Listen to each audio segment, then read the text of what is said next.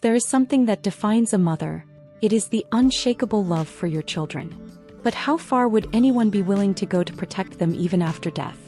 The story of Rizpah is a testimony of courage, sacrifice, and resilience. While the kingdom of Israel was undergoing political disputes and divine punishments, this woman became a symbol of honor and devotion.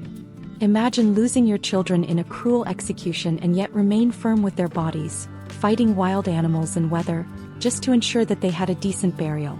This is not just a story of pain, but of redemption, justice, and spiritual impact. What led to Rizpah to such determination? And how did your attitude influence the fate of an entire nation?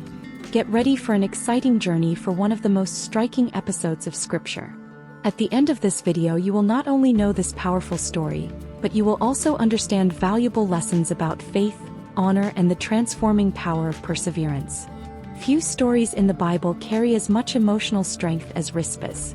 As King Saul's concubine, his life was already marked by challenges, but nothing compared to the pain of losing his children brutally. However, instead of surrendering to mourning, Rizpah made a decision that would forever change his story to remain beside their bodies, protecting them against degradation and ensuring a decent burial. Imagine the scene: endless days and nights, facing the scorching sun and cold nights, pushing birds of prey and hungry animals. It was not just an act of love, but a silent testimony of resistance and faith. Rizpah had no political power, he had no wealth, but his determination moved the heart of a king and, more than that, changed the fate of Israel. This mother's attitude teaches us that true love goes beyond barriers, even challenging the forces of death. How many times do we give up in the face of adversity? Rizpah shows us that when we maintain firmness in our convictions, we can influence events far beyond what we imagine.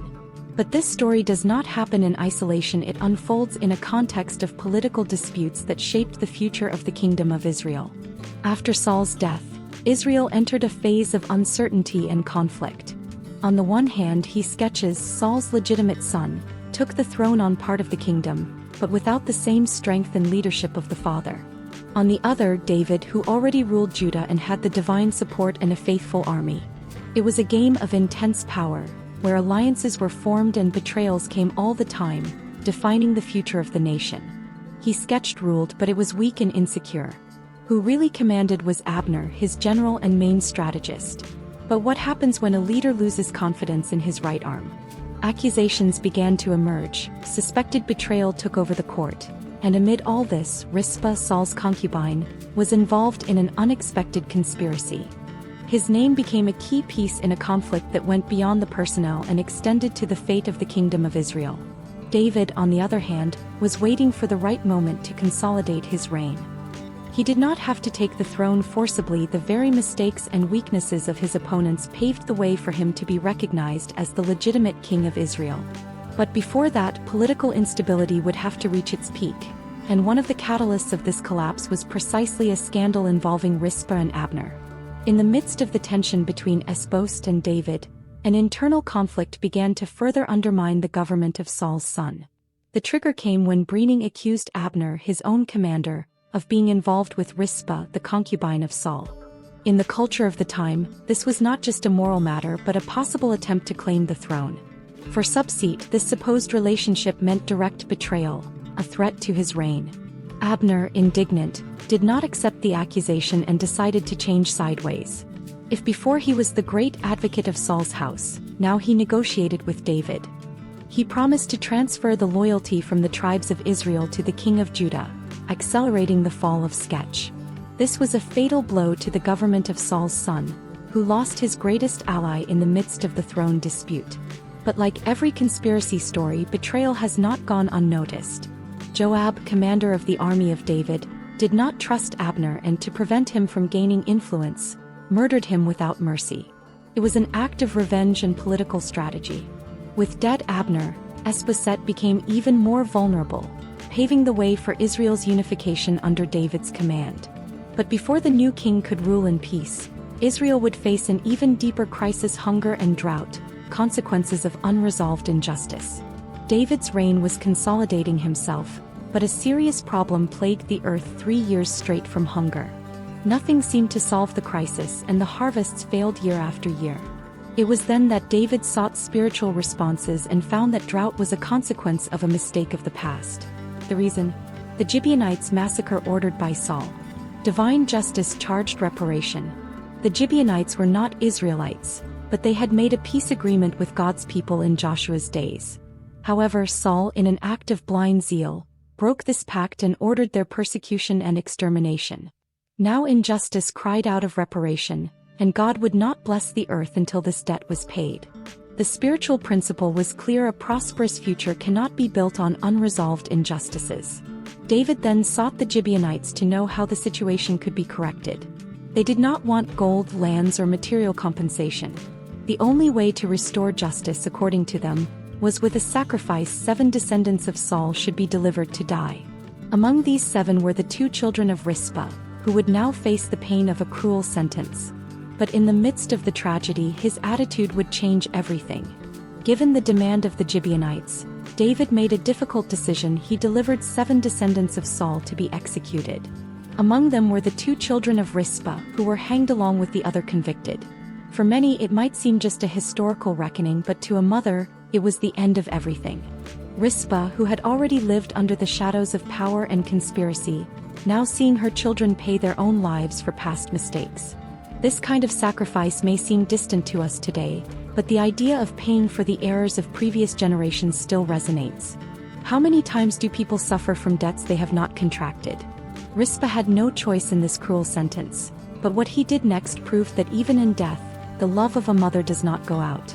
Instead of withdrawing to regret, she remained by the bodies, facing pain and contempt, without allowing them to be forgotten or dishonored. The execution took place at the beginning of the barley harvest, but the bodies were not buried immediately. Time passed, but Rizpah didn't get the foot. As everyone followed their lives, she waged a silent battle, protecting the remains of her children from the action of animals and birds of prey. His resistance caught the attention of all the people and even the king. Your act of love would not be in vain. The scene was heartbreaking. While the bodies of Saul's children were exposed, as it was customary for such executions, Rizpah refused to abandon them. Day and night, under the scorching sun and the torrential rain, she remained there, chasing birds and animals that tried to feed on the remains. His mourning was not silent, it was a declaration of love and resistance that moved the nation.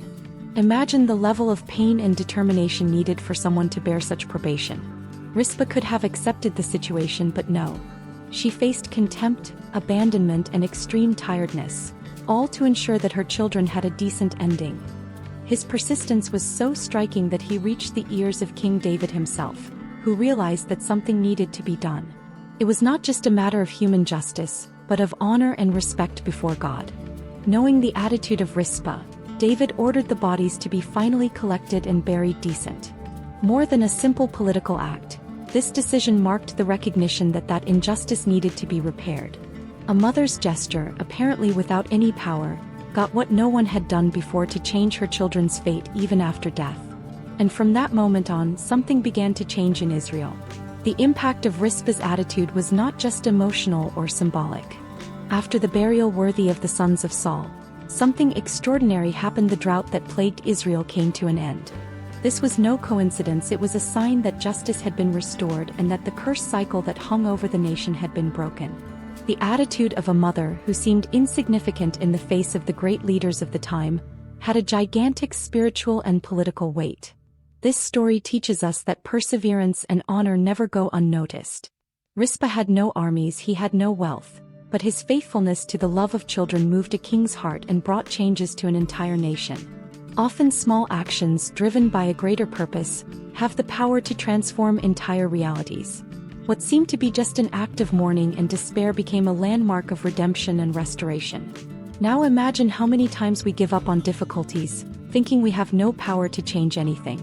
The story of Rizpah reminds us that the insistence on doing what is right always leaves marks. You may not see the immediate result, but every gesture of justice and love has an impact that goes beyond what we can see.